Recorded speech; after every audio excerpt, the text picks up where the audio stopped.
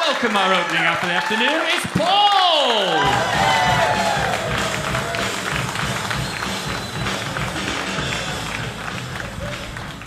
Thank you very much. Good evening, everybody, or good afternoon, everybody. The first rule of stand-up comedy is to understand your audience, and in order for me to gauge the dynamic in the room, we're going to engage in some audience participation. Don't groan inwardly. What I'd like you to do is I'd like you to respond in an intuitive and audible way. I'm going to put some words out there just to try and understand the audience who we're going. So, given that we're in the home of football, let's start simple. City? Very good. United?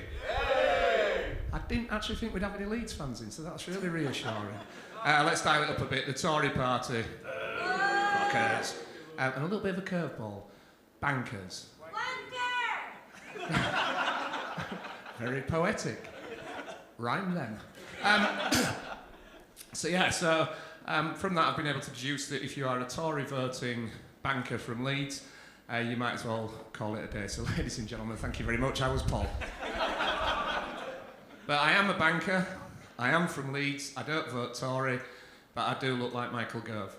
And admitting to being a banker, well, it's quite a tough thing to do.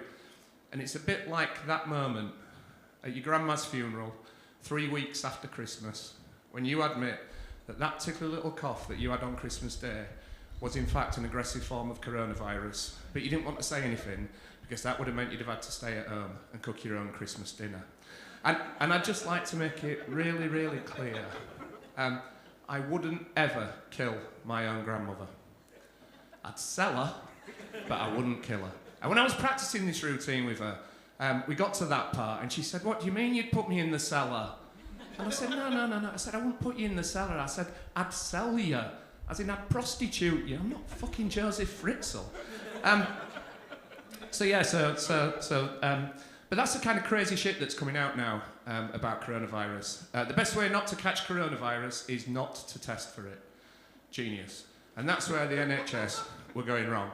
And indeed, that's where I was going wrong 6 weeks ago, when my missus opened a letter from the STI clinic confirming that I tested positive for galloping knob rot. And there's all sorts of weird conspiracy theories attached to coronavirus. So, 5G telephone masts spread coronavirus. Do they fuck? 5G telephone masts barely let me FaceTime my grandma in the cellar, let alone spread a communicable disease.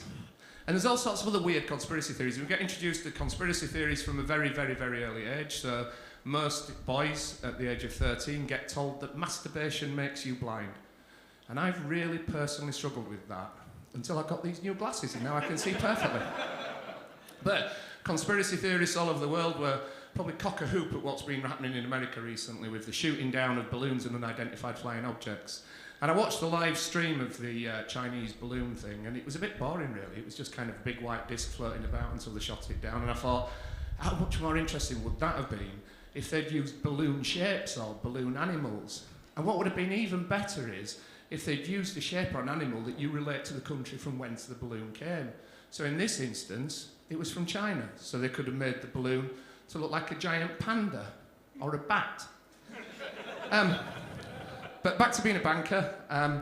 So lots of people have very different conceptions of what a banker is. Madam, I can tell by the smile on your face that you're sat on the fence.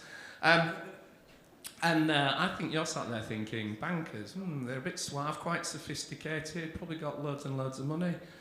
Whereas, sir, the vibe I'm getting from you is you're sat there looking at me thinking, twat.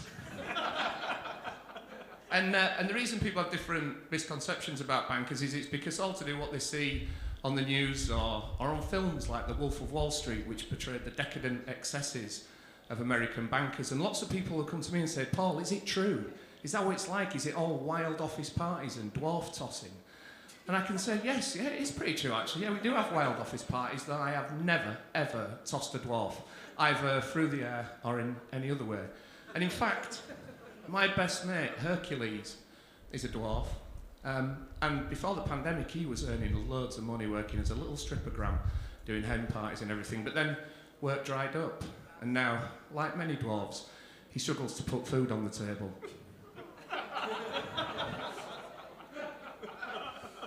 And people say to me, is he angry about that? And I'm like, no, I think that's another misconception about dwarves, because dwarves are actually very good-natured people, and there's been a huge amount of research done into this, huge amount of research over many years that has definitively proven that only 1 in 7 dwarves is grumpy. Hang on, there's more. With another 1 in 7 of them proving that dwarves are exceptionally intelligent because they're doctors. Obviously specialising in below-the-waist conditions. But yes, little Hercules, we call him Hercules because he's got the strength of 10 men, even though he's very little. And that's how we roll in my friendship group. We have nicknames for each other. So I've got a friend who's a Cockney. He lost an eye when he was little, so we call him the London Eye.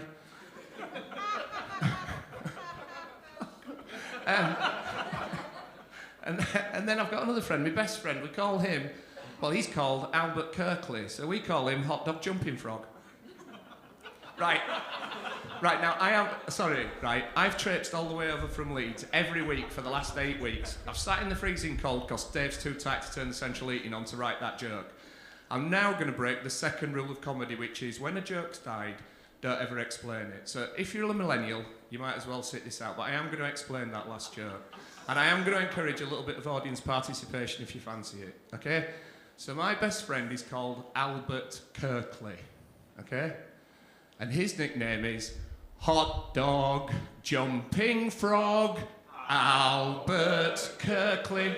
Thank you very much. You guys have been brilliant. I've been Michael Gove. Thanks a lot.